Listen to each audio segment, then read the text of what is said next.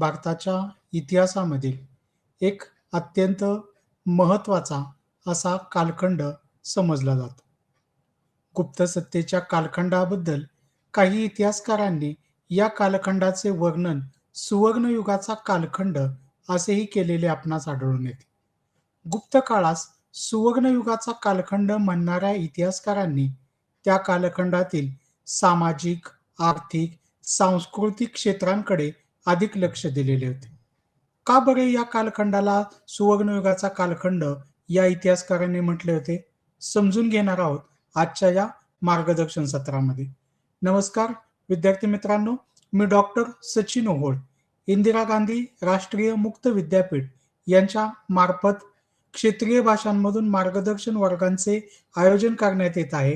त्या अंतर्गत आपण आज BHIC 103 या विषयाची माहिती पाहणार आहोत. History of India part second या विषयाअंतर्गत आपण 6व्या युनिटमधीलच पुढचा भाग the rise of the Gupta's किंवा गुप्त सत्तेचा उदय याची आज सविस्तर चर्चा करणार आहोत.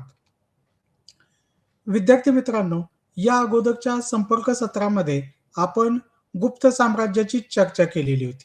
मात्र या गुप्त साम्राज्याची चर्चा करत असताना आपण गुप्त कालखंडातील राजकीय विभागाची किंवा त्यांच्या राजकीय इतिहासाची चर्चा केलेली होती. या घराण्याची स्थापना कोणी केलेली होती, या घराण्याचा सत्ता विस्तार करण्यामध्ये कोणकोणत्या राज्यकर्त्यांनी मोठी भूमिका बजावलेली होती याची सविस्तर चर्चा आपण त्यामध्ये केलेली होती. अगदी श्रीगुप्त पासून तर ते पुढील कालखंड चंद्रगुप्त द्वितीय असेल, कुमारगुप्त असतील, स्कंदगुप्त असतील आणि त्यानंतरच्या कालखंडातलही राज्यकर्त्यांची आपण माहिती पाहिलेली होती. या राज्यकर्त्यांच्या कालखंडामध्ये गुप्त सत्तेची वाटचाल ही साम्राज्याच्या दृष्टिकोनातून कशा पद्धतीने झाली या बाबतीतही आपण सविस्तर चर्चा केलेली होती. आजच्या या संपर्क सत्रामध्ये आपण गुप्त साम्राज्याच्या कालखंडामधील प्रशासकीय, लष्करी, सामाजिक, आर्थिक आणि सांस्कृतिक घटकांची चर्चा ही सविस्तरपणे करणार आहोत. गुप्त कालखंडातील प्रशासन व्यवस्था. वास्तविक पाहता गुप्तांनी या भारताच्या भूमीवर किंवा भारत भूमीवर सुमारे 250 वर्ष राज्य केलेले दिसून येते. या 250 वर्षांच्या कालखंडामध्ये 150 वर्ष गुप्तांचे एक साम्राज्य होते, हेही आपण लक्षात घेतले पाहिजे. थोडक्यात एवढ्या प्रदीर्घ कालखंडासाठी एखाद्या भूभागावर राज्य करणे, सुमारे 150 वर्ष एखाद्या भागामध्ये साम्राज्य म्हणून अस्तित्व स्वतःचे टिकवणे, ही गोष्ट ही सर्वसामान्य नव्हती. ज्या अर्थी गुप्तांचे साम्राज्य या भारत भूमीवर 150 वर्ष किंवा त्याच्या आसपास होते, त्या अर्थी त्यांची प्रशासन व्यवस्था ही नक्कीच तेवढी भक्कम असली पाहिजे. ज्या अर्थी त्यांनी एवढे वर्ष राज्य केले, त्या अर्थी त्यांची प्रशासन व्यवस्था ही लोकाभिमुख असली पाहिजे, असं आपणास म्हणण्यासाठी संधी आहे. त्यामुळेच गुप्त कालखंडाच्या प्रशासन व्यवस्थेची माहिती पाहणं हे नक्कीच आपणा सर्वांसाठी आवश्यक ठरतं. गुप्तांचे राज्य हे देखील पासून ते बंगालपर्यंत यांचे राज्य किंवा साम्राज्य पसरलेले होते. तर वायव्य भारतापासून मध्य प्रदेश राज्यापर्यंत यांच्या राज्याचा सीमा विस्तार हा देखील झालेला आपणास दिसून येतो. या व्यक्तींची नियुक्त अधिकाऱ्यांच्या मार्फत या कालखंडातील प्रशासनाची पाहणी किंवा या कालखंडाची प्रशासनाची कारभाराची जी काही आहे तर ती कारभार हा पाहिला जात होता असं आपणास सांगता येऊ शकतं. मौर्य राजघराणे, कुशाण आणि सातवाहन यांच्या प्रशासनाशी गुप्त कालखंडाच्या प्रशासनाचे बरेचसे साम्य आणि भेद हे सुद्धा असलेले आपणास दिसून येतात. साहजिकच गुप्त कालखंडातील प्रशासन व्यवस्थेची माहिती पाहणं ही इतिहासाच्या अभ्यासकांसाठी एक महत्वाची गोष्ट ठरलेली आपणास दिसून येते. गुप्त कालखंडाची प्रशासन व्यवस्था पाहत असताना गुप्तांची प्रशासन व्यवस्था ही जवळपास या अगोदर भारत भूमीवर ज्यांनी राज्य केलेले होते त्या राज्यकर्त्यांच्या प्रशासन व्यवस्थेप्रमाणेच बरीचशी प्रशासन व्यवस्था असलेली आपणास दिसून येते. अर्थात कालानुसार त्यामध्ये गुप्तांनी काही प्रशासकीय भेद हे जरी केलेले असले, तरी सुद्धा मौर्य कालखंड असेल, सातवाहन कालखंड असेल किंवा कुशाण कालखंड असतील, या कालखंडामध्ये असणारी प्रशासन व्यवस्था आणि गुप्त कालखंडामध्ये असणारी प्रशासन व्यवस्था यामध्ये बरेचसे साम्य असलेले आपणास दिसून येते. गुप्तांच्या केंद्रीय प्रशासन व्यवस्थेचा प्रमुख किंवा गुप्तांच्या सर्वच प्रशासकीय व्यवस्थेचा प्रमुख हा अर्थातच राजा होता. कारण की प्राचीन आणि मध्ययुगीन कालखंडामध्ये सुद्धा भारतामध्ये राजेशाही ही शासन व्यवस्था होती आणि राजेशाही या शासन व्यवस्थेमध्ये राज्याचा प्रमुख किंवा केंद्रीय सत्तेचा प्रमुख किंवा एकूणच सर्व सत्तेचा प्रमुख हा राजाच असतो आणि त्याला अनुसरून गुप्त कालखंडामध्ये सुद्धा प्रशासकीय व्यवस्थेचा सर्वोच्च प्रमुख हा राजाच असलेला दिसून येतो. या संदर्भामध्ये आपणास काही माहिती ही सांगता येण्यासारखी आहे पहा. गुप्त कालखंडामध्ये होऊन गेलेले राजे या सर्वच राजांनी जवळपास वेगवेगळ्या भारदस्त पदव्या या स्वतःसाठी ग्रहण केलेल्या दिसून येतात. अगदी आपण चंद्रगुप्त पहिला याच्या कालखंडापासूनचा जरी विचार केला, तरी त्याने राजाधिराज अशा स्वरूपाच्या पदव्या ह्या प्रदान केलेल्या दिसतात. आपण यापूर्वी काल ज्यावेळेस गुप्तांच्या राज्यांची चर्चा करत होतो, राजांची चर्चा करत होतो, त्यावेळेस सुरुवातीचे जे राजे होऊन गेलेले होते, तर त्या राजांनी महाराज ही पदवी धारण केलेली आपण पाहिली. परंतु नंतरच्या कालखंडामध्ये जे राजे होऊन गेले, त्या राजांनी भारदस्त पदव्या या स्वतःला ज्या आहेत, तर ते प्रदान केलेल्या आपणास दिसून येतात. आपण त्यावेळेसही चर्चा केलेली होती, की श्रीगुप्त असेल किंवा घटोत्कच असतील, हे सुरुवातीचे जे 2 राजे होते, या 2 राजांनीच फक्त स्वतःला जे आहेत, तर ती महाराज ही पदवी लावून घेतलेली होती. काही इतिहासकारांनी त्या अनुषंगानेही असं म्हटलेलं होतं, की बाबा हे दोघे महाराज ही पदवी लावत होते, याचा अर्थ ते कोणाचे तरी मांडलिक राजे असले पाहिजेत, असा त्यांनी जो आहे, तर तो अंदाज व्यक्त केलेला होता. अर्थात सर्वच इतिहासकारांचे याबाबतीत काही मतैक्य असलेले आपणास दिसून येत नाही. काही इतिहासकारांच्या मते यांनी स्वतःला जे आहे, तर ती अशी पदवी लावून घेण्याच्या पाठीमागं त्यांचं राज्य लहान होतं आणि म्हणून त्यांनी स्वतःला महाराज ही पदवी लावून घेतली असावी, असाही अंदाज काहींनी व्यक्त केलेला दिसून येतो. परंतु नंतरच्या टप्प्यामधले जे राजे होऊन गेले, तर त्या सर्वच राजांनी वेगवेगळ्या भारदस्त पदव्या या स्वतःला प्रदान केलेल्या दिसून येतात आणि त्याची सुरुवात अर्थातच पहिला चंद्रगुप्त याच्या कालखंडापासून झालेली दिसते. याने स्वतःला राजाधिराज ही पदवी लावून घेतलेली आपणास दिसून येते. नंतरच्या टप्प्यामध्ये देखील वेगवेगळ्या राजांनी जी काही आहेत, तर ते स्वतःला अशा स्वरूपाच्या पदव्या या लावून घेतलेल्या दिसतात.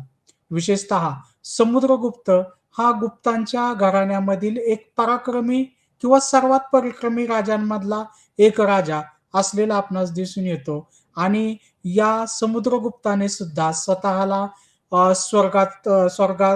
स्वर्गातून आलेला प्रतिनिधी अशा स्वरूपाच्या पदव्या या लावून घेतलेल्या दिसतात किंवा पृथ्वीवरचा श्रेष्ठ राजा अशा स्वरूपाच्याही पदव्या त्यांनी लावून घेतलेल्या दिसतात. एकंदरीतच या कालखंडामध्ये जे वेगवेगळे राजे होऊन गेलेले आहेत, तर त्या सर्व राजांनी स्वतःला भारदस्त पदव्या या लावून घेतलेल्या दिसतात. अशा स्वरूपाच्या भारदस्त पदव्या लावून घेण्याच्या पाठीमागं वेगवेगळी कारणेही असली पाहिजेत, अशा स्वरूपाची मांडणी काही इतिहासकारांनी केलेली आहे. त्यामध्ये असं मत व्यक्त केलं जातं पहा, की ज्यावेळेस एखादा राजा अशा स्वरूपाच्या पदव्या स्वतःला लावून घेत असतो, त्याचा अर्थ अर्थातच त्याला आपल्या प्रजेवर त्याचबरोबर इतर असणाऱ्या मंत्र्यांवर किंवा राज्यकारभारातील इतर व्यक्तींवर आपला प्रभाव पडावा अशी त्याची इच्छा असते आणि त्यामुळे तो अशा स्वरूपाच्या पदव्या हा प्रदान करत असतो. अशा स्वरूपाची मांडणी ही सुद्धा केलेली दिसून येते. विशेषतः आपण गुप्तांच्या कालखंडाची जर का शासन व्यवस्था पाहिली किंवा त्या कालखंडामध्ये जर का आपण पाहिलं, तर नंतरच्या टप्प्यामध्ये वतन देण्याची सरंजामशाहीची प्रवृत्ती जी काही आहे, तर ती नंतरच्या टप्प्यामध्ये उदयास आलेली दिसून येते आणि या सरंजामदारांवरही आपला प्रभाव निर्माण करण्याच्या उद्देशाने त्या कालखंडामधील राजांनी स्वतःला भारदस्त पदव्या या लावून घेतल्या असाव्यात, असाही अंदाज इतिहास अभ्यासकांनी व्यक्त केलेला दिसून येतो. एकंदरीतच या कालखंडामधील असणारे राजे हे जसे पराक्रमी होते, तशाच पद्धतीने या कालखंडामध्ये असणारे राजे यांनी स्वतःला वेगवेगळ्या स्वरूपाच्या भारदस्त पदव्या या सुद्धा प्रदान केलेल्या आपणास. या कालखंडामध्ये राजाची काही कर्तव्य ही सुद्धा निश्चित करण्यात आलेली होती. अर्थातच ही जी कर्तव्य सांगण्यात आलेली आहेत, ही कर्तव्य प्राचीन कालखंडापासून चालत आलेले जी काही नीती नियम आहेत किंवा प्राचीन कालखंडापासून या ठिकाणी ज्या वेगवेगळ्या स्मृती ग्रंथ रचण्यात आलेले होते किंवा जे ग्रंथांची रचना करण्यात आलेली होती, त्या ग्रंथांमध्ये जी राजाची कर्तव्य सांगण्यात आलेली होती, त्या कर्तव्यांना अनुसरूनच गुप्त कालखंडामधील राजाची कर्तव्य ही सुद्धा सांगितलेली आपणास दिसून येतात. यामधील त्याचं पहिलं कर्तव्य होतं ते म्हणजे न्यायपरायण मार्गाचे अनुसरण करणे. म्हणजे काय? तर विद्यार्थी मित्रांनो, राजा हा या कालखंडामधील सर्व शक्तिमान असा व्यक्ती असलेला आपणास दिसून येतो.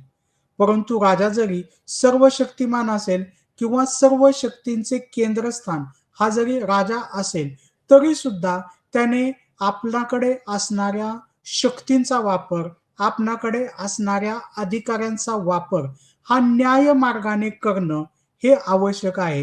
हे त्याचं पहिलं कर्तव्य असलेलं आपणास दिसून येतं. त्याचबरोबर राजाने राज्याचे नीती निर्धारण करणे हे सुद्धा त्याचे एक महत्त्वाचे कर्तव्य असलेले दिसून येते. विशेषतः ज्यावेळेस युद्धजन्य परिस्थिती नसते किंवा शांततेचा कालखंड असतो, अशा कालखंडामध्ये आपल्या राज्यातील प्रजेमध्ये समाजाच्या हिताच्या दृष्टिकोनातून जी काही नीती निर्देशक तत्व असतात किंवा समाजामध्ये नीतिमत्तेची रुजवणूक व्हावी या दृष्टिकोनातून जी काही तत्व असतात, तर त्या तत्वांची रुजवणी सर्वसामान्य प्रजेमध्ये घडवून आणणे हे राजाचे दुसरे महत्वाचे कर्तव्य असलेले आपणास दिसून येते. राजाचे तिसरे कर्तव्य सांगत असताना या कालखंडामध्ये असं म्हटलेलं आहे पहा, की ज्यावेळेस युद्धजन्य परिस्थिती असते, तर त्या युद्धजन्य परिस्थितीमध्ये परकीय आक्रमकांपासून येथील प्रजेचे संरक्षण करण्याचं काम किंवा कर्तव्य हे राजाचे परम कर्तव्य असल्याचे या ठिकाणी नमूद केलेले दिसून येते पहा. त्याचबरोबर युद्धजन्य परिस्थितीमध्येच आपल्या सेनेचे नेतृत्व करणे, आपल्या सेनेला एक प्रकारचे मोटिवेशन देणे, प्रबलन देणे, त्या सेनेचे मनोधैर्य वाढवणे, अशा स्वरूपाचे सुद्धा जे काही आहेत, तर ती राजाची कर्तव्य असलेले आपणास दिसून येतात.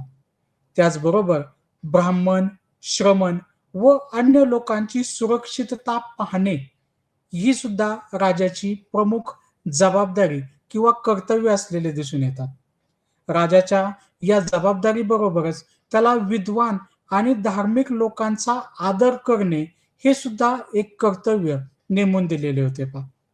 या कालखंडामधील विशेषतः आपण जर का पाहिलं तर या कालखंडातील राजांनी तर दुसरा याच्या कालखंडामध्ये त्याच्या दरबारामध्ये नवरत्न दरबार हा जो आहे तर तो आयोजित करण्यात येत होता किंवा या चंद्रगुप्त दुसऱ्याच्या कालखंडामध्ये त्याच्या दरबारात 9 अशा विद्वान प्रकारचे व्यक्ती हे उपलब्ध होते. हे आपणास माहिती जी आहे तर ती उपलब्ध होते. ही अर्थातच राजाच्या कर्तव्याला अनुसरूनच त्याने या गोष्टी केलेल्या होत्या. हे आपणास त्यावरून जे आहे तर ते लक्षात येते. कारण की राजाने विद्वान आणि धार्मिक लोकांचा आदर करायचा असतो. त्यांना आपल्या दरबारामध्ये महत्त्वाचे स्थान द्यायचे असते. हे त्याचे कर्तव्य या ठिकाणी नमूद केलेले आहे आणि या कर्तव्याला अनुसरूनच चंद्रगुप्त दुसरा याने आपल्या राज्यामध्ये जे आहे तर ते 9 विद्वानांना राजाश्रय दिलेला होता. हे आपण लक्षात घेतलं पाहिजे. त्याचबरोबर राजा याने सर्वोच्च न्यायाधीश म्हणून सुद्धा भूमिका बजावणे हे आवश्यक होतं पहा. मध्ययुगीन कालखंडामध्ये किंवा प्राचीन कालखंडामध्येही राजेशाही व्यवस्था होती. साहजिकच जी काही न्यायालयाची उतरंड होती त्या उतरंडीमध्ये सर्वोच्च स्थानावर हा राजा असलेला आपणास दिसून येतो. जर का एखाद्या व्यक्तीला कोणत्याही टप्प्यावर न्याय मिळाला नाही, अशी भावना तयार झाली, तर तो डायरेक्टली राजाकडे जे आहे, तर ते न्यायासाठी अपील करू शकत असे आणि राजाने राज्याचा सर्वोच्च न्यायाधीश म्हणून किंवा एक प्रकारे प्रजेचा पालक म्हणून सुद्धा जे आहेत, तर ते सर्वोच्च न्यायाधीश म्हणून त्या व्यक्तीला न्याय मिळवून देण्याचं काम केलं पाहिजे, अशी त्याच्यावर जबाबदारी देण्यात आलेली होती. या त्याच्या जबाबदारीमध्ये केंद्रीय व प्रांतिक मंत्र्यांची नियुक्ती करणे याचा सुद्धा समावेश होत असलेला दिसून येतो. विद्यार्थी मित्रांनो, राजा हा जरी त्या कालखंडामधील सर्वोच्च प्रमुख असला, तरी राजाला सर्व राज्याचा कारभार एकट्याने पाहणे आवश्यक किंवा एकट्याने पाहणे अशक्य असलेले आपल्याला दिसून येते. अशा वेळेस राजा आपल्या दैनंदिन कामकाजामध्ये मदतीसाठी किंवा राज्य कारभारामध्ये काही मंत्र्यांची मदत ही घेत असे आणि त्यासाठी त्याला मंत्र्यांची नियुक्ती करावी लागेल. अशा वेळेस राजाने प्रजेच्या हिताच्या दृष्टिकोनातून किंवा राज्याच्या हिताच्या दृष्टिकोनातून मंत्र्यांची नियुक्ती केली पाहिजे. अशा स्वरूपाची जबाबदारी ही सुद्धा त्याच्यावर देण्यात करावी. अशा स्वरूपाचं एक कर्तव्य सांगितलेलं आपणास दिसून येतं आणि त्यामुळे कालखंडामध्ये तशा प्रकारचं एक उदाहरणही आपणास आढळून येतं. चंद्रगुप्त पहिला याने समुद्रगुप्त हा त्याचा मोठा मुलगा नसताना सुद्धा त्याला आपला उत्तराधिकारी म्हणून नियुक्त केलेले होते. अर्थात समुद्रगुप्ताला पहिल्या चंद्रगुप्ताच्या मृत्यूनंतर लगेच सत्ता ही प्राप्त झालेली नव्हती. हेही आपण काल गुप्त कालखंडाचा राजकीय इतिहास अभ्यासत असताना पाहिलेलं होतं. परंतु तरी सुद्धा या गोष्टीमधून एवढा मात्र अर्थ आपणास लक्षात येऊ शकतो, की या कालखंडामध्ये राजाने त्याचा उत्तराधिकारी नेमला पाहिजे, असं कर्तव्य मात्र त्याला उत्तराधिकारी हे सुद्धा दिसून येतात. अर्थात तरी सुद्धा राजा हा त्याच्या कर्तृत्वावरच ठरत असे आणि त्यामुळे बऱ्याचदा राजाने नेमलेला उत्तराधिकारी त्याला बाजूला करून दुसरा व्यक्तीही सत्तेवर आला, तर त्यावेळेस त्याला आपलं कर्तृत्व सिद्ध करूनच सत्तेवर यावं लागत होतं. हेही आपण लक्षात घेतलं पाहिजे.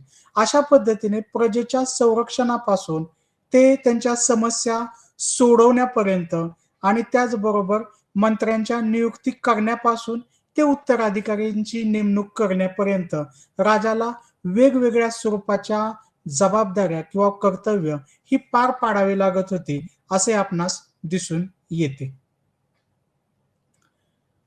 आपण केंद्रीय प्रशासन व्यवस्थेचा आढावा घेत आहोत. गुप्तकालीन केंद्रीय प्रशासन व्यवस्थेमध्ये राजा किंवा सम्राट हा जो आहे तर तो सर्वोच्च प्रमुख असला तरी त्याला त्याच्या राज्यकार हा एक महत्वपूर्ण व्यक्ती युवराज या पदावर बऱ्याचदा राजपुत्राची नियुक्ती ही करण्यात येत असे आणि हाच युवराज पुढील कालखंडामधील राजा हा सुद्धा असलेला आपणास दिसून येतो. अर्थातच राजाला राज्यकारभारामध्ये मदत करणे, राजाच्या अनुपस्थितीमध्ये राज्याचा कारभार हा योग्य पद्धतीने होतो की नाही याची पडताळणी करण्याची जबाबदारी मंत्र्यांची परिषद ही सुद्धा असलेली आपणास दिसून येते. विशेषतः या संदर्भामध्ये आपण असे म्हणू शकतो की मौर्यांनी ज्याप्रमाणे स्वतःची प्रशासन व्यवस्था निर्माण केलेली होती मंत्री परिषदेच्या अनुषंगाने, तीच मंत्री परिषद त्यांनी सुद्धा आपल्या कालखंडामध्ये अनुसरलेली होती. काही मंत्री आणि त्यांचे कार्य याबाबतचे उल्लेख हे सुद्धा आपणास प्राप्त होत असतात. त्यातील काही मंत्र्यांची नावे आणि त्यांचं कार्य हे आपण थोडक्यामध्ये या स्क्रीनवर पाहणार आहोत. गुप्त कालखंडामध्ये मंत्री किंवा मुख्य प्रधान हा राजानंतरचा एक महत्वाचा मंत्री असलेला आपल्याला दिसून येतो. हे अर्थातच पद राजानंतरचे एक महत्वाचे पद असलेले आपणास दिसून येते. मंत्री किंवा मुख्य प्रधान हा राजाच्या अनुपस्थितीमध्ये राज्याचा कारभार हा योग्य पद्धतीने होतो की नाही याबद्दलची पडताळणी करणारा किंवा तो कारभार योग्य पद्धतीने करवून घेणारा एक मंत्री असलेला आपणास दिसून येतो. याचबरोबर महाबलाधिकृत या व्यक्तीचं किंवा हे पद हे सुद्धा आढळून येतं. या पदाचं कार्य अर्थातच हा सरसेनापती असलेला किंवा सर्व सेनांचा सर्वोच्च प्रमुख असलेला आपणास आढळून येतो. याचबरोबर महादंडनायक नावाचा एक सेनापती हा सुद्धा मंत्री परिषदेमध्ये समाविष्ट असलेला दिसून येतो. त्याचबरोबर महाप्रतिहार की जो राजवाड्याच्या संरक्षण व्यवस्थेचा प्रमुख होता, त्याचाही उल्लेख आपल्याला या मंत्री परिषदेमध्ये करता येतो. दूतक किंवा जमीन दान देणारा अधिकारी याचेही गुप्तकालीन केंद्रीय प्रशासन व्यवस्थेमध्ये महत्व वाढलेलं आपणास दिसून येतं. विद्यार्थी मित्रांनो, विशेषतः आपण या ठिकाणी हे लक्षात घेतलं पाहिजे की गुप्त कालखंडामध्ये वाढलेले आपल्याला दिसून येते आणि त्यामुळेच जमीन दान देण्यासाठी एका स्वतंत्र मंत्र्याची स्थापना ही जी काही आहे तर ते मंत्री परिषदेमध्ये करावी लागलेली होती. हे एक फार मोठं गुप्त कालखंडाच्या प्रशासन व्यवस्थेचं वैशिष्ट्य हे आपणास सांगता येऊ शकतं. इतर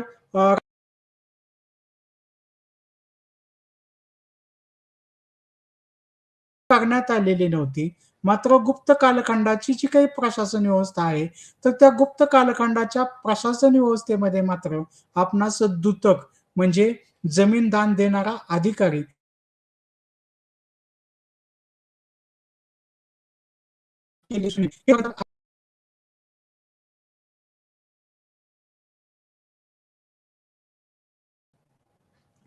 गुप्तांच्या केंद्रीय प्रशासन व्यवस्थेमध्ये आपणास गुप्तहेर व्यवस्था याची सुद्धा स्वतंत्र व्यवस्था केलेली दिसून येते पहा.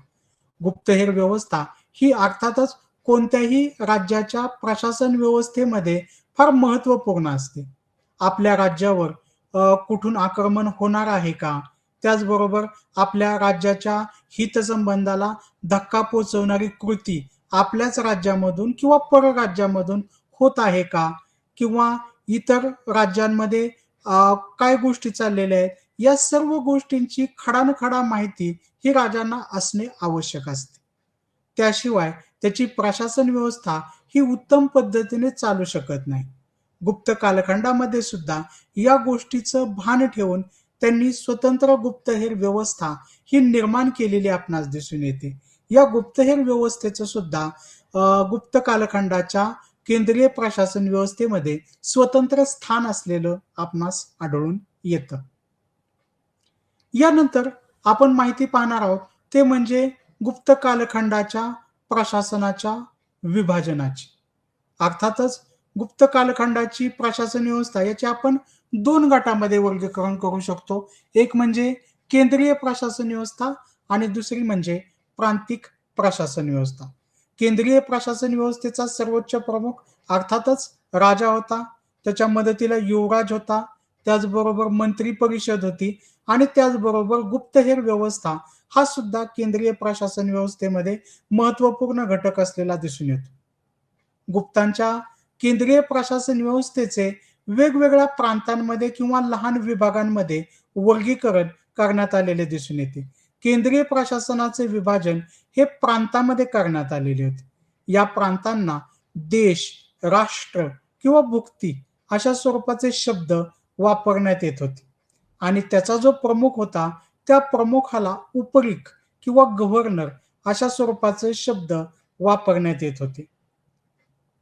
गुप्त कालखंडाच्या प्रांताचे विभाजन पुन्हा आणखीन छोट्या घटकामध्ये करण्यात आलेले होते. त्याला विषय असे म्हटले जात होते आणि या विषयाचा प्रमुख त्याला विषयपती असे म्हटले जात होते. विषयाचे विभाजन हे मंडलमध्ये करण्यात आलेले होते. त्याच्या प्रमुखाला मंडलाधिपती म्हणत, तर मंडलाचे विभाजन भोगमध्ये करून त्याच्या प्रमुखाला भोगपती असं म्हटले जात होते. प्रशासन व्यवस्थेमधला सर्वात शेवटचा घटक हा ग्राम किंवा गाव असलेला आपणास दिसून येतो आणि त्याच्या प्रमुखाला ग्रामिक किंवा ग्रामाध्यक्ष असं म्हटलेलं आपणास दिसून येतं.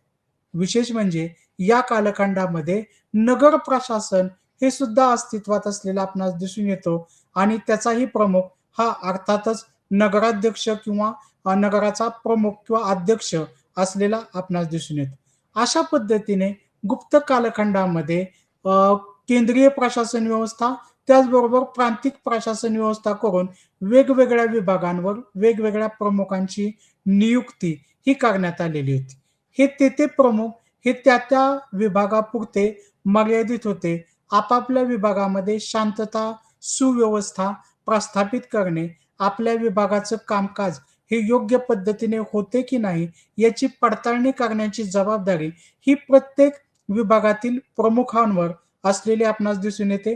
विशेष म्हणजे या विभागामधील लोकांच्या समस्यांची सोडवणूक करणे, त्या समस्या या वरिष्ठांपर्यंत पोहोचवणे, ही सुद्धा जबाबदारी या कालखंडातील विभागांच्या प्रमुखांवर असलेली आपणास दिसून येते.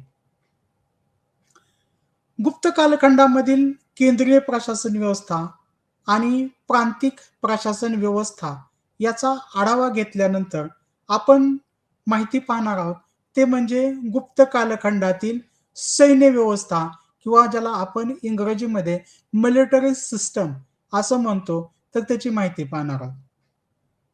गुप्त कालखंडामधील सैन्य व्यवस्था किंवा मिलिटरी सिस्टम हा एक अत्यंत महत्त्वपूर्ण विभाग असलेला दिसून येतो. खरं तर गुप्तांनी आपल्या राज्याचे साम्राज्यामध्ये रूपांतर केलेलं होतं. सुमारे 150 वर्ष गुप्तांचे साम्राज्य या भारत भूमीवर पसरलेले होते. एवढा प्रदीर्घ कालखंडासाठी साम्राज्य म्हणून स्वतःचे अस्तित्व निर्माण करण्यामध्ये किंवा ते अस्तित्व टिकवण्यामध्ये अर्थातच त्या कालखंडातील सैन्य व्यवस्थेने एक महत्वाची भूमिका बजावलेली होती. हे निसंशयपणे आपण मांडू शकतो आणि त्यामुळेच या कालखंडाची सैन्य व्यवस्था ही कशा स्वरूपाची होती ही माहिती पाहणं आपणास आवश्यक ठरतं. गुप्त कालखंडातील सैन्य व्यवस्था असं ज्यावेळेस आपण म्हणतो, तर त्यावेळेस गुप्त कालखंडामध्ये चतुरंग दल या नावाची व्यवस्था प्रस्थापित झालेली आपणास दिसून येते. चतुरंग दल म्हणजे गुप्तांच्या सैन्य व्यवस्थेमध्ये पायदळ, घोडदळ, गजदळ आणि नौदल यांचाही समावेश असलेला दिसून येतो. विद्यार्थी मित्रांनो लक्षात घ्या. प्राचीन कालखंडामध्ये प्रारंभिक भारताच्या इतिहासामध्ये चतुरंग दल याच्यामध्ये पायदळ, घोडदळ, गजदळ याच्यासोबत रथदल याचा सुद्धा जो काही आहे तर तो समावेश करण्यात येत होता. परंतु गुप्तांच्या सैन्य व्यवस्थेमध्ये हा काहीसा बदल झालेला आपणास दिसून येतो. पायदळ, घोडदळ, गजदळ या 3 दळांच्या सोबतच या ठिकाणी नौदल किंवा आरमार याची सुद्धा व्यवस्था ही गुप्त राजांच्या कारकिर्दीमध्ये झालेली आपणास दिसून येते. अर्थात या कालखंडामध्ये रथदल नव्हतं असं म्हणण्याचंही कारण नाही किंवा असं समजण्याचंही कारण नाही.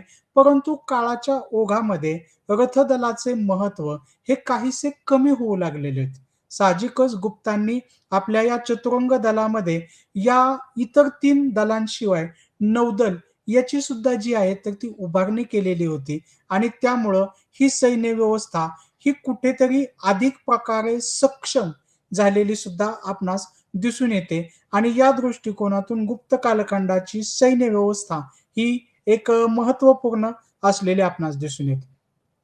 गुप्तांच्या सैन्य व्यवस्थेची जबाबदारी पाहण्यासाठी एक स्वतंत्र कार्यालय याची सुद्धा नियुक्ती करण्यात आलेली होती. या कार्यालयाला बलाधिकरण असा शब्द किंवा असा शब्दप्रयोग करण्यात येत होता. गुप्त कालखंडाची सैन्य व्यवस्था ज्यावेळेस आपण पाहतो तर त्यामध्ये काही अ, पदं ही सैन्य व्यवस्थेमध्ये निर्माण केलेली होती. काही रँक या निर्माण करण्यात आलेल्या होत्या. काही अधिकाऱ्यांची नियुक्ती ही सैन्याची व्यवस्था पाहण्यासाठी करण्यात आलेली होती. या काही अधिकाऱ्यांची नावं आपण या समोरच्या स्क्रीनवर पाहू शकता. यामध्ये महाबलाधिकृत हा एक महत्वाचा अधिकारी असलेला आपणास दिसून येतो.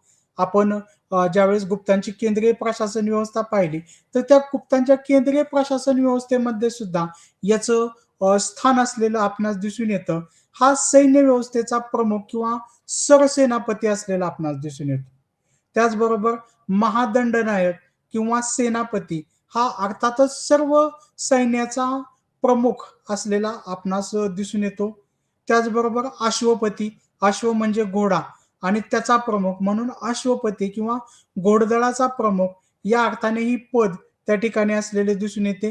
त्याचबरोबर पिलूपती किंवा गजदल प्रमुख. पिलू हा जो शब्द आहे तर तो अर्थातच हत्तीसाठी वापरला जातो आणि हत्ती दलाचा प्रमुख म्हणून त्याला पिलूपती असं म्हटलेलं आपणास दिसून येतं.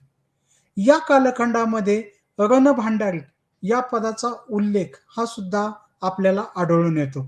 सैन्याला रसद याची पुरवठा होणं हे अत्यंत आवश्यक असतं. रसद म्हणजे सैन्याला अन्नधान्याचा किंवा इतर गोष्टींचा पुरवठा करणारं जो विभाग असतो त्याला रसद असं म्हटलं जातं. सैन्य हे जे आहेत तर ते युद्धभूमीवर लढत असतं. सैन्य युद्धभूमीवर लढत असताना या सैन्याला त्याच्या पोटाची गरज भागवण्यासाठी त्यांच्या अन्नाची गरज भागवणं हे अत्यंत आवश्यक असतं आणि त्या सैन्याच्या अन्नाची ही गरज भागवणारा जो विभाग असतो तर त्या विभागाला रसद विभाग असं जे आहे तर ते म्हटलं जातं.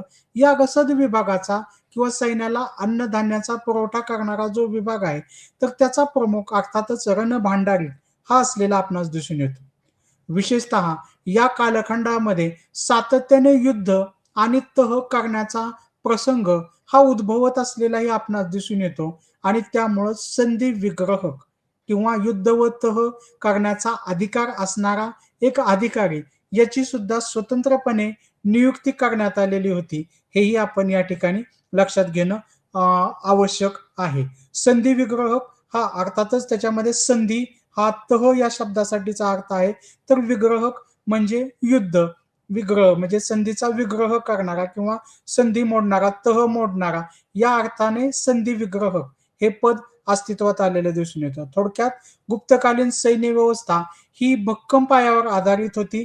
यामध्ये चतुरंग दल याची निर्मिती करण्यात आलेली होती आणि यामध्ये वेगवेगळ्या अधिकाऱ्यांच्या द्वारे ही सैन्य व्यवस्था अधिकाधिक भक्कम पायावर कशा पद्धतीने उभा करता येईल याची ही तरतूद करण्यात आलेली होती.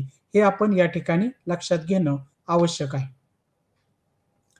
यानंतर आपण माहिती पाहणार आहोत ते म्हणजे गुप्त कालखंडाची अर्थव्यवस्था. विद्यार्थी मित्रांनो, कोणत्याही कालखंडाची अर्थव्यवस्था पाहत असताना किंवा कोणत्याही कालखंडाच्या अर्थव्यवस्थेचा अभ्यास करत असताना आपणास त्या कालखंडामधील प्रमुख व्यवसाय आणि इतर दुय्यम व्यवसाय, व्यापार यांचा देखील अभ्यास करणं आवश्यक असतं. भारत भूमीच्या संदर्भामध्ये ज्यावेळेस आपण विचार करतो अर्थव्यवस्थेच्या दृष्टिकोनातून, त्यावेळेस अर्थातच शेती हाच या ठिकाणचा प्रमुख व्यवसाय राहिलेला दिसून येतो. यापूर्वी आपण चर्चा केलेली आहे त्याप्रमाणे अगदी पूर्व वैदिक कालखंडाचा अपवाद वगळता या आत्तापर्यंत भारताचा मुख्य व्यवसाय हा शेतीच राहिलेला आपणास दिसून येतो. पूर्व वैदिक कालखंडामध्ये पशुपालन हा तेथील समाजाचा प्रमुख व्यवसाय होता. मात्र यानंतरच्या प्रत्येक टप्प्यावर शेती हाच अर्थव्यवस्थेचा मुख्य घटक राहिलेला आपणास दिसून येतो. गुप्त कालखंडामध्ये सुद्धा शेती हाच राज्याचा मुख्य व्यवसाय असलेला आपणास दिसून येतो. अर्थातच शेती हा राज्याचा केवळ मुख्य व्यवसायच नव्हता, तर राज्याच्या उत्पन्नाचा एक मुख्य स्रोत म्हणून सुद्धा आपणास शेतीचा उल्लेख हा करावा लागतो. कारण की राज्यकर्त्यांच्या दृष्टिकोनातून टॅक्स किंवा कर हा एक अत्यंत महत्त्वाचा घटक असतो. राज्य हे कराच्या उत्पन्नातून मिळणाऱ्या पैशांवरच आधारलेले असते, त्यावरच ते अवलंबून असते आणि अशा वेळेस राज्याचा जो मुख्य व्यवसाय असतो, तर त्या मुख्य व्यवसायामधूनच जो कर शासनाला मिळत असतो, त्यामुळे तो मुख्य व्यवसाय हा सुद्धा महत्त्वाचा असलेला दिसून येतो आणि त्यामुळे गुप्त कालखंडामध्ये शेती हा जसा राज्याचा मुख्य व्यवसाय होता, तसाच राज्याच्या उत्पन्नाचा एक मुख्य स्रोत हा सुद्धा शेती हाच असलेला आपणास दिसून येतो. या शेतीवर जो कर गोळा करण्यात येत होता, तर तो कर गोळा करण्याच्या उद्देशाने मोठा अधिकारी वर्ग किंवा मोठा अधिकारी वर्गाचा फौजफाटा हा जो काही आहे, तर तो या ठिकाणी निर्माण करण्यात आलेला होता. या कालखंडामधील एक महत्त्वाचा ग्रंथ अमरकोश या ग्रंथामधून त्या कालखंडामध्ये किंवा गुप्त कालखंडामध्ये कोणकोणत्या प्रकारची पिकं ही घेण्यात येत होती, याची अगदी सविस्तर स्वरूपाची माहिती दिलेली आपणास दिसून येते. विद्यार्थी मित्रांनो, ही जी पिकं देण्यात आलेली आहेत, त्याची बरीचशी पिकं किंवा जवळपास सर्वच पिकं ही आपण आजच्या कालखंडामध्ये सुद्धा घेत असलेले आपणास दिसून येते. विशेषतः या अमरकोश या ग्रंथामध्ये 12 प्रकारच्या जमिनी किंवा जमिनींचे 12 वेगवेगळे प्रकार कसे करण्यात आलेले होते, त्याची सुद्धा सविस्तर माहिती देण्यात आलेली दिसून येते. यावरून त्या कालखंडामध्ये शेत जमिनीचा किती बारकाईने विचार हा राज्यकर्त्यांनी किंवा त्या कालखंडातील विद्वानांनी केलेला होता, याचीही माहिती आपणास मिळू शकते.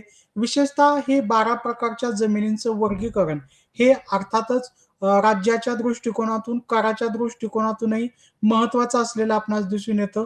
ज्या ठिकाणची जमीन सुपीक आहे किंवा ज्या ठिकाणी पाणी पुरवठ्याची व्यवस्था अशी आहे, असं वर्गीकरण असणारा जर का जमिनीचा प्रकार असेल, तर त्यामध्ये अर्थातच त्याला टॅक्स हा अधिक प्रमाणात देण्यात येत होता. तर ज्या ठिकाणी पाणी पुरवठ्याची व्यवस्था नाही आणि त्याचबरोबर जमीनही फारशी सुजलाम-सुफलाम नाही, अशा ठिकाणी अर्थातच जे आहे तर ते टॅक्स किंवा कर हा कमी प्रमाणात आकारण्यात येत होता.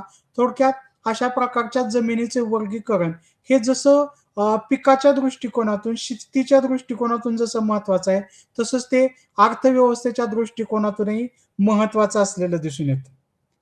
विशेषतः या कालखंडामध्ये शेतीसाठी राज्यकर्त्यांनी पाण्याची व्यवस्था ही उत्तम प्रकारे केलेली दिसून येते. या ठिकाणी काही उल्लेख किंवा संदर्भ आपणास आढळून येतात. तो म्हणजे घटी यंत्र.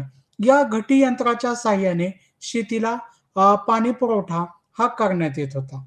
याच कालखंडामध्ये सुदर्शन तलावाची दुरुस्ती ही सुद्धा केल्याचे आपणास आढळून येतं. खरं तर हा जो सुदर्शन तलाव आहे, तर तो मौर्यांच्या कालखंडामध्ये दुरुस्त मौर्यांच्या कालखंडामध्ये त्याची उभारणी करण्यात आलेली होती. पुढे शक राज्यकर्त्यांच्या कालखंडामध्ये, रुद्रदामांच्या कालखंडामध्ये याची दुरुस्ती ही करण्यात आलेली होती. तर गुप्तांच्या कालखंडामध्ये याच सुदर्शन तलावाची पुन्हा एकदा दुरुस्ती करण्यात आलेली होती. म्हणजेच विद्यार्थी मित्रांनो, की पारंपरिक पद्धतीने पाणी पुरवठा करणाऱ्या ज्या यंत्रणा होत्या किंवा पारंपरिक पद्धतीने शेतीला पाणी पुरवठा करणारी जी व्यवस्था होती, ती व्यवस्था कायम स्वरूपाने शेतीसाठी पाण्याचा पुरवठा करणारी राहावी, यासाठी प्रत्येकच कालखंडातील राज्यकर्त्यांनी काहीसे प्रयत्न केलेले आपणास दिसून येतात. गुप्त कालखंडातील राजे हे सुद्धा त्याला अपवाद ठरलेले नव्हते. त्यांनी सुद्धा अशा पद्धतीने सुदर्शन तलाव दुरुस्त करून शेतीसाठीच्या पाणी व्यवस्था ही नियमितपणे राहील याची काळजी घेतलेली होती, हे आपणास लक्षात येतं. या कालखंडाचे एक वेगळेपण म्हणून आपण सांगू शकतो ते म्हणजे जमीनदान. यापूर्वी आपण पाहिलं तर जमिनीचे दान देण्याचे प्रकार हे काहीसे तुरळक स्वरूपामध्ये असलेले आपणास दिसून येतात. परंतु गुप्त कालखंडापासून मात्र जमीनदान देण्याची, जहागीरदारीची पद्धत ही जी काही आहे किंवा सरंजामशाहीची पद्धत ही जी आहे, तर ती अस्तित्वात आलेली दिसून येते. थोडक्यात या कालखंडापासून जमीन हे फक्त दान देण्याचंच नव्हे, तर तो एक मोबदला देण्याचा प्रकार म्हणून सुद्धा जो काही आहे, तर ते पुढे आलेला होता. म्हणजे या अगोदरच्या कालखंडामध्ये, गुप्त कालखंडाच्या अगोदर वेगवेगळ्या व्यक्तींना त्यांच्या कलेच्या मोबदल्यामध्ये म्हणा किंवा त्यांच्या कामाच्या योग्यतेनुसार जमिनीचं दान देण्यात येत होतं. परंतु जमिनीचं फक्त दानच देण्यात येत होतं. ते एक वेतन म्हणून किंवा एक कामाचा मोबदला म्हणून मात्र जमीन देण्यात येत नव्हती. गुप्त कालखंडापासून मात्र एखाद्या व्यक्तीच्या कामाचा मोबदला म्हणून सुद्धा आपणास शेती किंवा जमीन ही देण्यात आलेली होती. या दृष्टिकोनातून झालेला हा बदल हा सुद्धा आपण अर्थव्यवस्थेच्या दृष्टिकोनातून लक्षात घेतला पाहिजे. हे या ठिकाणी मी नमूद करतो. एकंदरीतच या कालखंडामध्ये शेती हा मुख्य व्यवसाय जरी असेल, तरी सुद्धा या ठिकाणी तो उत्पन्नाचा एक फार मोठा स्रोतही होता. त्याचबरोबर शेती हे फक्त जमिनीचं दान देण्यापुरतंच नाही, तर एक मोबदला देण्याच्या उद्देशाने सुद्धा त्याचा वापर करण्यात आलेला होता. हे काहीसं अर्थव्यवस्थेमधलं स्थित्यंतर हे विद्यार्थी मित्रांनो आपण गुप्त कालखंडाच्या संदर्भामध्ये समजून घेणं आवश्यक आहे, असं या ठिकाणी मी आपणास सांगू इच्छितो. गुप्त कालखंडाच्या अर्थव्यवस्थेचा विचार करत असताना शेतीमध्ये झालेले बदल हे आपण जसे अधोरेखित केले, तशाच पद्धतीने विविध व्यवसायांच्या संदर्भामध्ये पण आपण उल्लेख करू शकतो.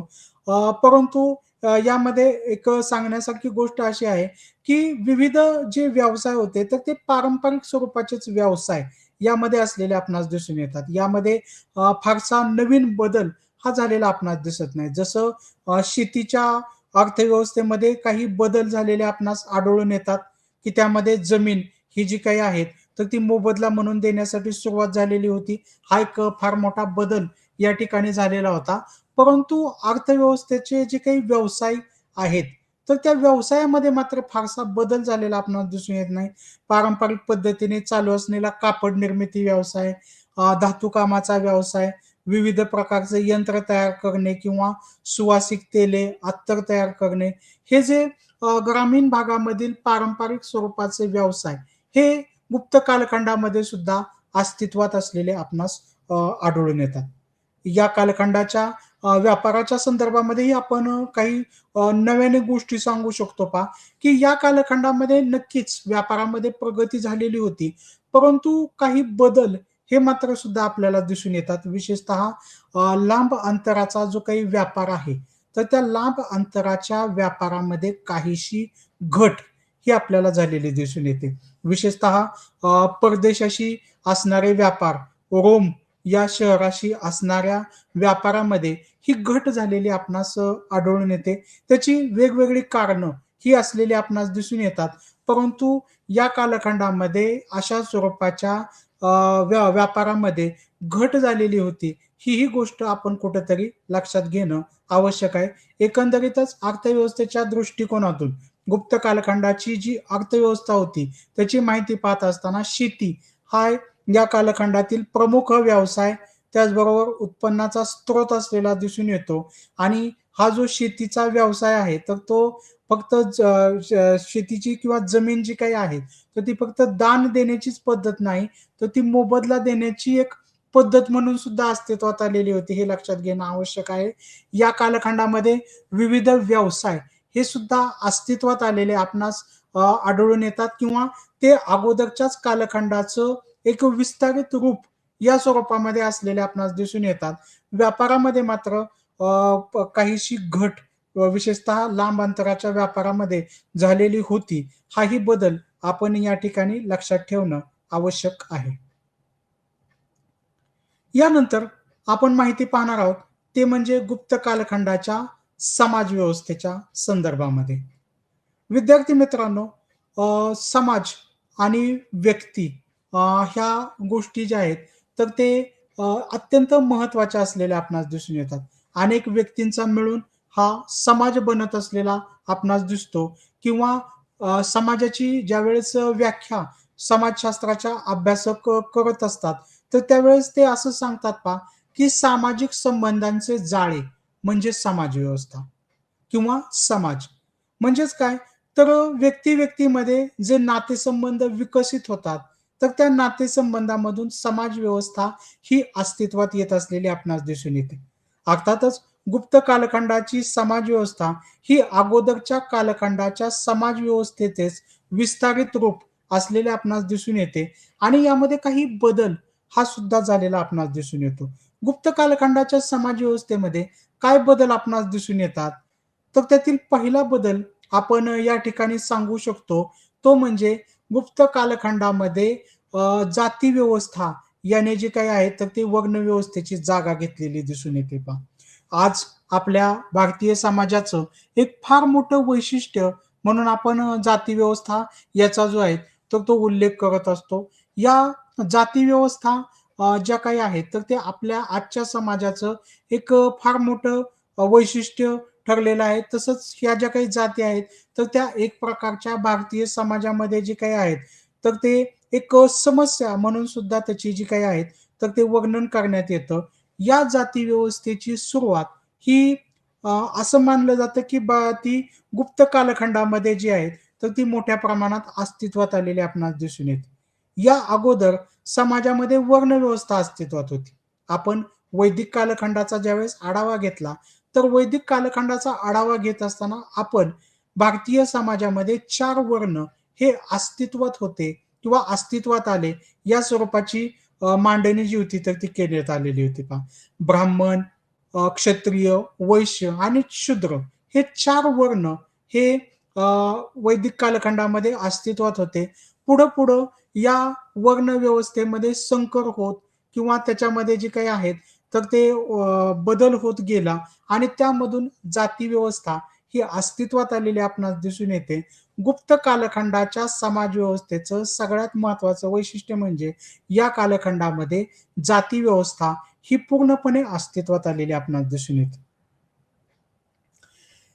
गुप्त कालखंडामध्ये जशी जाती व्यवस्था अस्तित्वात आली, तशाच पद्धतीने गुप्त कालखंडामध्ये आणखीन एक बदल आपणास समाज व्यवस्थेमध्ये दिसतो, तो म्हणजे ब्राह्मणांचे वाढलेले वर्चस्व.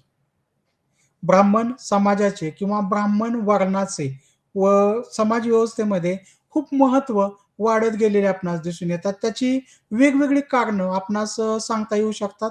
त्यामधील पहिलं कारण आहे ते म्हणजे गुप्त राज्यकर्ते हे वैदिक धर्माचे आश्रयदाते होते.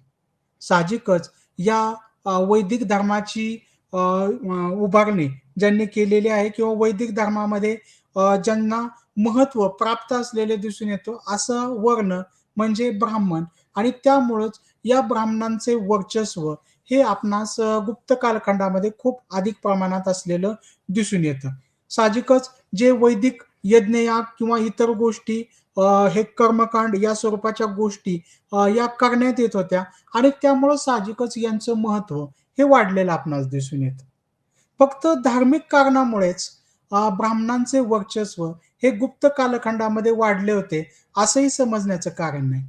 ब्राह्मणांचे वर्चस्व वाढण्याच्या पाठीमागं आर्थिक कारण किंवा आर्थिक बाजू ही सुद्धा असलेली आपणास दिसून येते.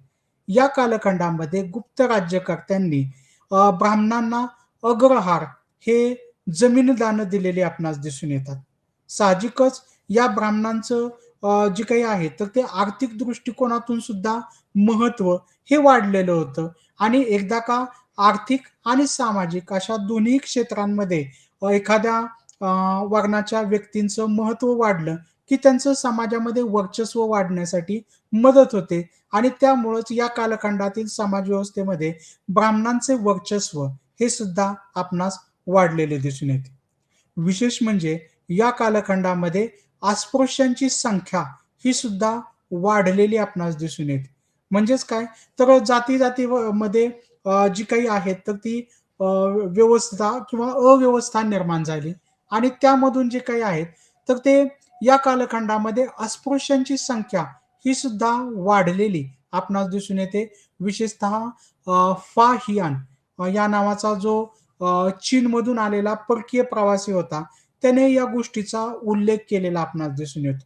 त्याने सांगितलंय पहा, की चांडाळांची संख्या ही गुप्तकालीन समाज व्यवस्थेमध्ये खूप अधिक प्रमाणात असलेली आपणास दिसून येते आणि ही चांडाळ हे जे काही आहेत, तर त्यांचा समावेश अस्पृश्यांमध्येच केला जात होता.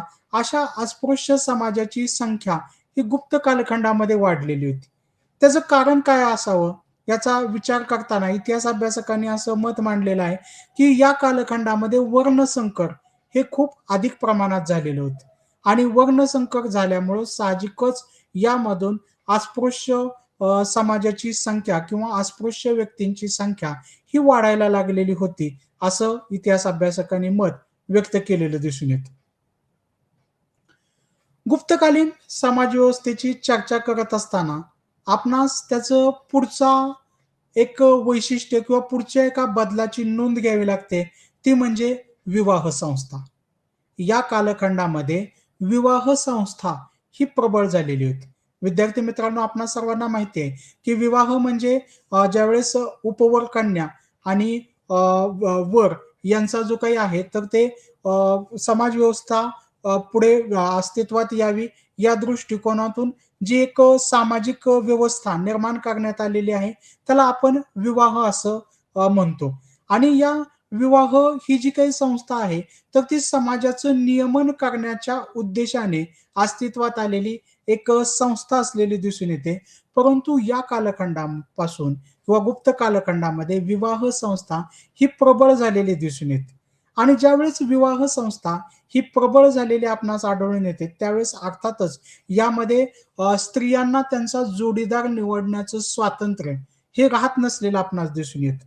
या कालखंडामध्ये वयाच्या 8व्या वर्षापासूनच एखाद्या मुलीचा विवाह 8व्या वर्षापर्यंतच एखाद्या मुलीचा विवाह हा करण्याची पद्धत ही सुरू झालेली होती आणि हे विवाह करत असताना अर्थातच त्या कालखंडामधील जाती व्यवस्था किंवा वर्ण व्यवस्था याच्या अनुषंगानेच विवाह हे करण्यात येत होते. हेही आपण लक्षात घेतलं पाहिजे. थोडक्यात या कालखंडामधील समाज व्यवस्था यामध्ये विवाह संस्था ही प्रबळ झालेली आपणास आढळून येते. गुप्त कालखंडाच्या समाजव्यवस्थेचं पुढचं वैशिष्ट्य हे अर्थातच स्त्रियांच्या संदर्भामध्ये. कोणत्याही समाजव्यवस्थेमध्ये स्त्रियांचं स्थान यावरून त्या कालखंडाच्या समाजव्यवस्थेची कल्पना ही आपणास येऊ शकते. या कालखंडामधील स्त्रियांचं स्थान हे अर्थातच दुय्यम स्वरूपाचं असलेलं आपणास दिसून येतं. कारण की तिचा विवाह हा वयाच्या 8व्या वर्षापर्यंत करण्याची पद्धत ही सुरू झालेली होती. साहजिकच तिला जोडीदार निवडण्याचा अधिकार राहिलेला नव्हता. तिला शिक्षणाचा अधिकार राहिलेला नव्हता आणि या दोनही अधिकारांच्या अभावामुळं साहजिकच तिचं उर्वरित जीवन हे जे आहे, तर ते वेगवेगळ्या बंधनांनी जखडलेलं आपणास आढळून येतं. ज्यावेळेस तिचा विवाह लवकर होतो, साहजिकच तिला वैधव्य प्राप्ती लवकर होण्याचा धोका असतो. त्यातूनच तिला सती जाण्याची सक्ती ही करण्यात येऊ शकते. तिला कुठल्या स्त्रीधनावर अधिकार राहणार नाही याची पुरेपूर काळजी जी आहे तर ती घेतली जाते. समजा जरी ती स्त्री सती गेली नाही तरी सुद्धा तिला एका कोपऱ्यामध्ये जे आहे तर ती तिचं वैधव्यपूर्ण जीवन हे जगण्याची सक्ती करण्यात येत होती. या सगळ्या गोष्टींवरून जे आहेत तर ते स्त्रियांचं समाजामधलं स्थान हे कसं दुय्यम होतं याची आपणास कल्पना येऊ शकते. या कालखंडातील समाजामधील व्यक्तींनी वेगवेगळ्या स्वरूपाच्या वेशभूषा, केशभूषा, त्याचबरोबर सौंदर्य प्रसाधने यांचा सुद्धा वापर हा केलेला होता. हा अर्थातच त्या समाजाच्या एक प्रकारच्या प्रगतीचंही लक्षण असलेलं आपणास दिसून येतं.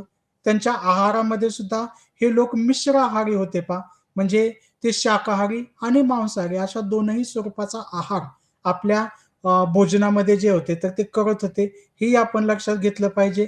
वेगवेगळी करमणुकीची साधनं म्हणजे त्याच्यामध्ये शिकार असेल, द्यूत असेल यांचा सुद्धा वापर या समाजव्यवस्थेमध्ये करण्यात येत होता. एकंदरीतच या कालखंडामधील जी समाजव्यवस्था होती, तर त्या समाजव्यवस्थेमध्ये आपणास बरेचसे बदल हे झालेले आपणास आढळून येतात.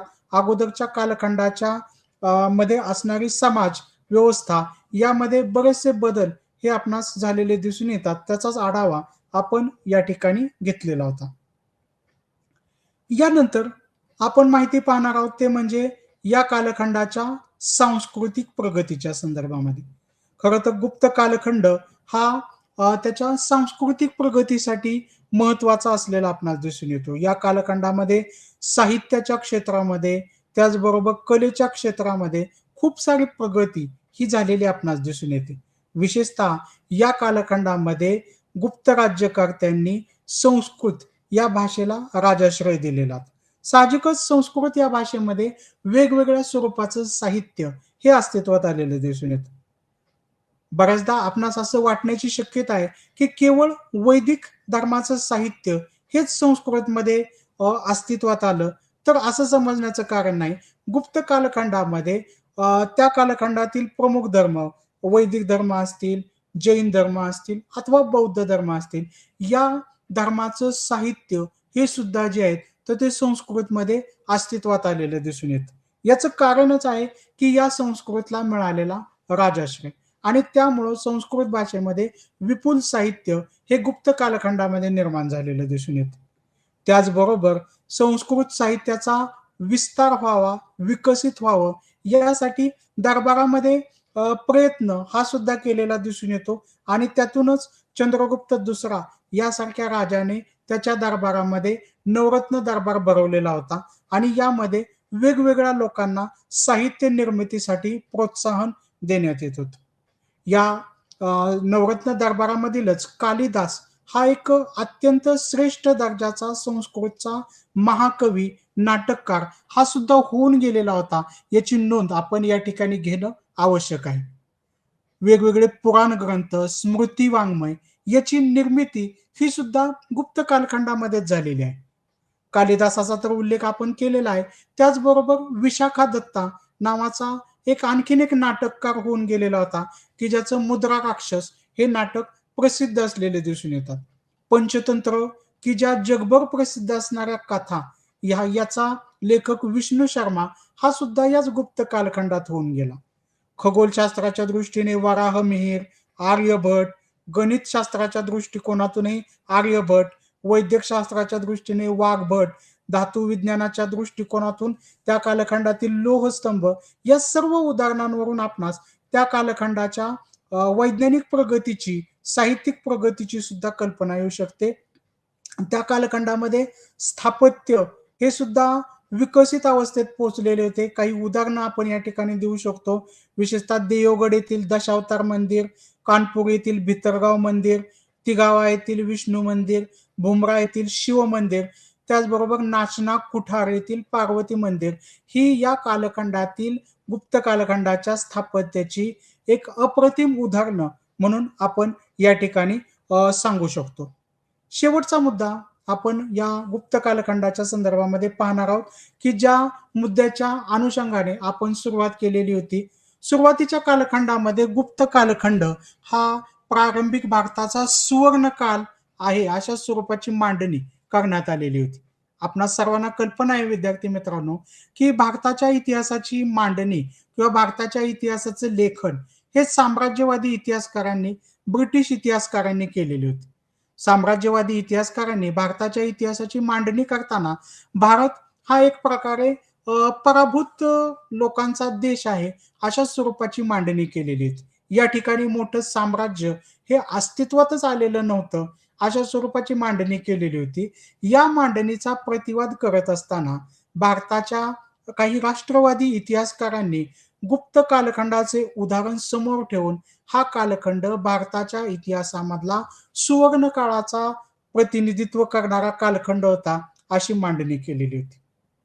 परंतु विद्यार्थी मित्रांनो, त्यांनी भावनेच्या भरामध्ये किंवा साम्राज्यवादी इतिहासकारांच्या मांडणीचा प्रतिवाद करताना मांडलेला हा जो सिद्धांत आहे, तर तो काळाच्या कसोटीवर किंवा वेगवेगळ्या गोष्टींच्या कसोटीवर ज्यावेळेस आपण तपासतो, तर त्यावेळेस तो सुवर्ण काळ म्हणण्या इतपत जे आहेत, तर ते पुरावे तेवढे भक्कम आवश्यक नाहीत पहा किंवा तेवढे पुरावे आपणास आढळून येत नाही.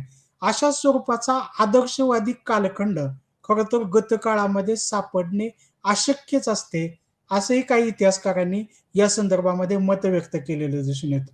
गतकाळामध्ये कधीही आपणास सुवर्ण काळ हा सापडू शकत नाही, असं काही इतिहासकारांनी मत व्यक्त केलेले दिसून येतात. आणि ज्यावेळेस आपण गुप्त कालखंडाचा अभ्यास करतो, तर त्यावेळेस काहीसं चित्र हे वेगळं सुद्धा असलेलं आपणास दिसून येतं. विशेषतः ज्यावेळेस आपण गुप्त कालखंडाची समाज व्यवस्था पाहतो, तर गुप्त कालखंडाच्या समाज व्यवस्थेमध्ये आपणास अस्पृश्यता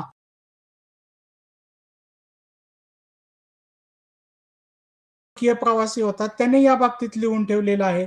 त्याचबरोबर त्या कालखंडामध्ये सती प्रथा होती, शेतकऱ्यांची विदारक अवस्था होती. विशेष म्हणजे फोर्स लेबर किंवा ज्याला आपण वेठबिगार म्हणतो, त्यांची सुद्धा संख्या ही या कालखंडामध्ये खूप अधिक स्वरूपाची होती. व्यापारामध्ये सुद्धा विशेषतः लाँग टर्म चा जो काही व्यापार होता, तर त्यामध्ये सुद्धा जी काही आहे, तर ती घट झालेली सुद्धा आपणास दिसून येते. एकंदरीतच गुप्त कालखंडाच्या संदर्भामध्ये ज्यावेळेस आपण मांडणी करतो, तर त्यावेळेस अर्थातच तो कालखंड काही आदर्श नव्हता. आजच्या कालखंडाप्रमाणे त्या कालखंडातही काही दोष होते आणि त्यामुळं गतकाळातील कोणत्याही अशा कालखंडाला सुवर्ण कालखंडाचा प्रतिनिधित्व करणारा काळ असं म्हणणं हे फारसं संयुक्तिक ठरत नाही, असं इतिहास अभ्यासकांचं मत आहे. मात्र याचा अर्थ असंही समजण्याचं कारण नाही, की गुप्त कालखंडामध्ये गोष्टी ज्या आहेत तर ते चांगल्या नव्हत्या. या कालखंडामध्ये अनेक सकारात्मक गोष्टी या सुद्धा होत्या, की ज्या आपण अगोदरच्या स्लाइडमध्ये पाहिलेल्या आहेत. विद्यार्थी मित्रांनो, या ठिकाणी आपण थांबूयात. धन्यवाद.